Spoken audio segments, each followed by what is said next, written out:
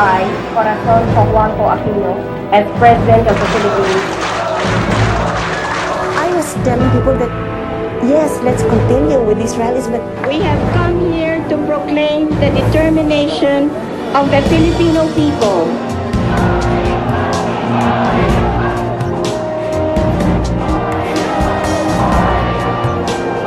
different kinds of scenario with me. And not one of the 11 pointed to an end of people power reform.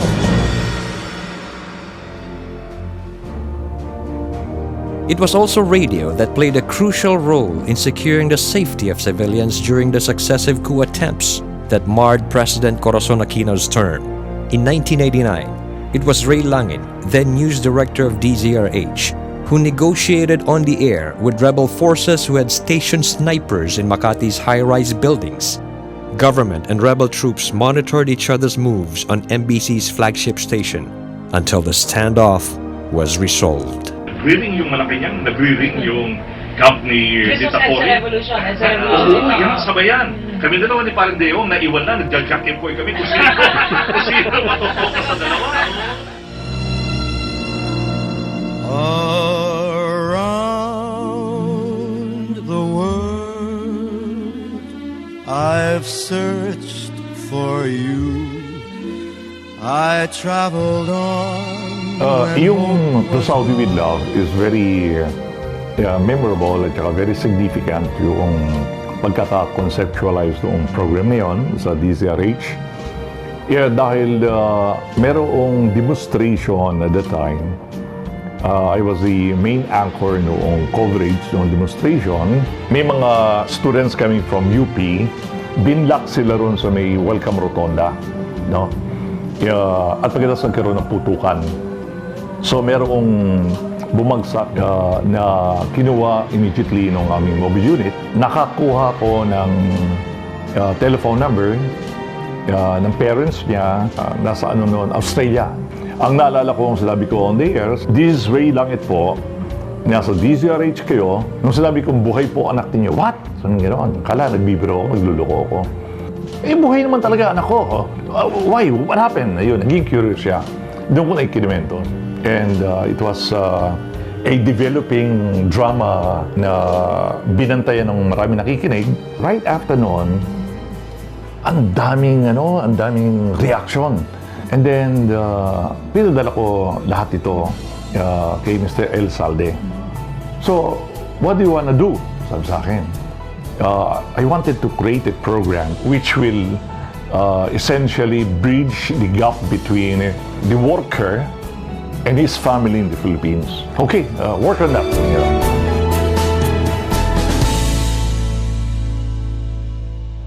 Yung Yolanda po ay landfall sa Sister Summer kayo ng mga alas 4. Sabi ko po nakahanda na ho ang libo-libong mga family packs para sa iba't ibang mga pamilya na nagsisigil sa kanilang mga tahanan. Sa ngayon, walang ilaw sa na ito nga tutungo sa evacuation center. Nakaposisyon na yung mga tauhan natin.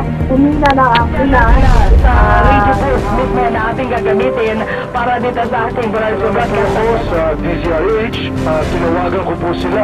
Alam ko kasi na meron silang kakayahan na mabilisan magtayo ng radio. Indeed, well within the station's news and public affairs remit, Serbisyong Bayan still tops network priorities. DZRH teams are on 24-hour duty, providing public service round the clock.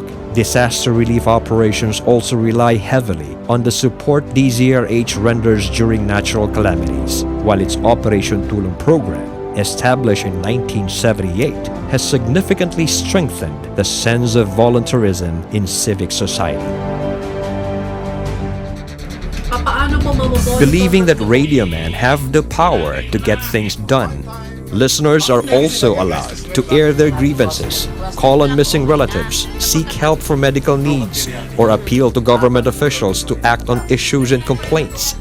DZRH harnessed this capability by launching a program called Liberty in Action, a program dealing with the movers and shakers of Philippine society. Noong panahon ni President Cory, marami sa mga naging kasama niya sa pamamahala, yung mga members ng cabinet, yung mga malalapit sa kanya, tsaka mga opisyal ng gobyerno. Madalas meron kasi kaming program noon kung tabagin yung Liberty in Action, yung brainchild ni Mr. Fred Elizalde. Everyday yon merong set ng guest. Si President Cory nag-guest sa station pero pinuntahan namin sa Malacanang. Pero all the rest na naging presidente from Ramos, Erap, GMA, lahat yan pumupunta dito.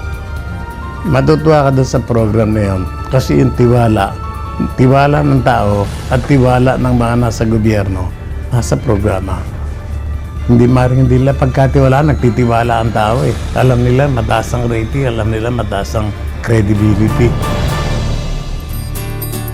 Oras sa Star City at buong Pilipinas, alas 7 ng umaga.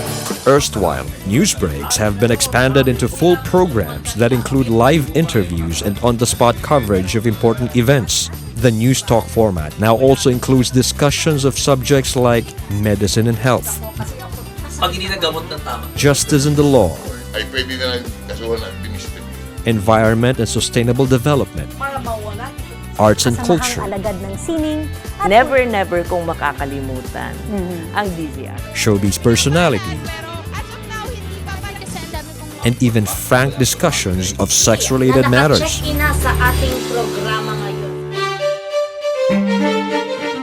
In 1994, under the stewardship of MBC Chairman Fred J. Elizalde, DZRH embarked on a One Nation, One Station initiative, expanding its coverage to an unprecedented 97% of the Philippine archipelago. To date, it is the only station in the country that is on the air nationwide, 24 hours a day on stereo quality, simulcast via satellite to relay stations in key provincial cities. The DZRH news team has also taken new media by the horns, mining the potential of internet radio and live blogging to maximize the station's accessibility to audiences both here and abroad. More than anything, DZRH has chronicled the most important events that have shaped our history as a nation. Our family has been privileged and proud to be part of the development of Philippine radio these past 75 years. And with you beside us, DZRH will continue to play that role in the generations to come. Because despite the rapidly changing landscape of mass communication, radio remains the most intimate medium favored by many Filipinos. Thank you for being with us these past 75 years.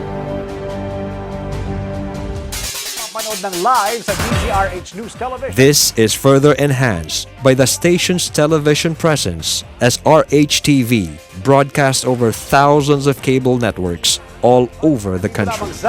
MBC Network.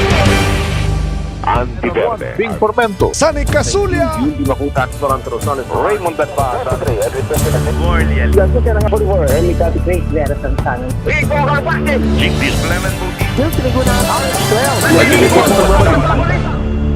All these are part of our humble way of paying back the Filipino public, which for more than 7 solid decades has witnessed and supported DZRH as it set the trends on radio with its mean for grassroots entertainment and its unerring pulse on our daily lives.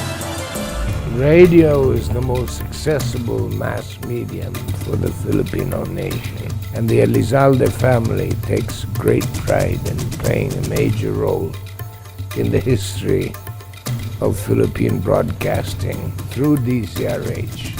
We invested in people, equipment and technology, but above all, in the vision of linking the entire Philippines through DZRH's One Nation, One Station. Thank you for supporting us for these past 75 years.